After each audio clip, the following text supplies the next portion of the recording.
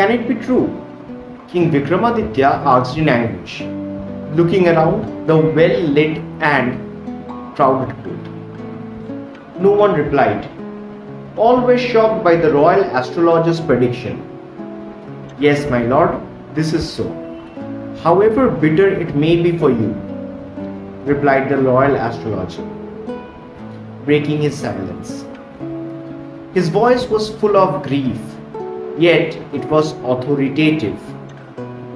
The position of the planets predicts the death of the prince at the age of 18.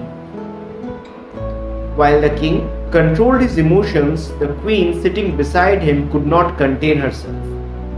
No, no, she wailed. My lord, you should see to it that this prediction proves false. Though the king had full faith in the astrologer Mihir, he took every precaution to save his son. But on the predicted day, a boar killed the prince.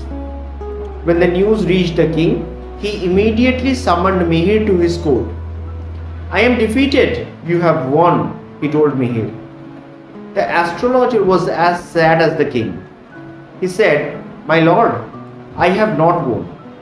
It is the science of astronomy and astrology that has won. Whatever it may be, my respected astrologer. You were right, said the king. It has convinced me that your science is nothing but the truth, and for your mastery of the subject I confer upon you the Magadh kingdom's greatest award, the emblem of the boar.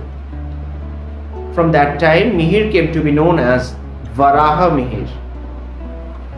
Varahamihira was born in 499 AD into a Brahmin family settled at Kapitha, a village near Ujjain. His father Aditya Das was the worshipper of the sun god, and it was he who had taught Mihir astrology. On a visit to Kusumpura, now Patna, young Mihir met a great astronomer and mathematician, Aryabhatta. The meeting inspired him so much that he decided to take up astrology and astronomy as a lifetime pursuit. At that time, Ujjain was the center of learning where many schools of arts, science and culture were blooming at the prosperity of the Gupta Empire. Mihir therefore shifted to his city, where scholars from distant lands had gathered. In the due course, his astronomical skills came into the notice of Chandragupta Vikramaditya, who made him one of the 9 gens of his court. Varahamihira travelled widely, even as far as Greece. He died in 587 AD. Varahamihira was learned in Vedas, but was not a blind believer in the supernatural. He was a scientist like Aryabhatta before him. He declared that the earth was spherical.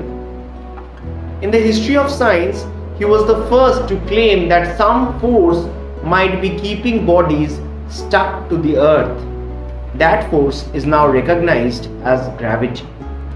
Varahamihira made some significant observations in the fields of ecology, hydrology, and geology. His claim that plants and termites serve as indicators of the underground water is now receiving attention in the scientific world.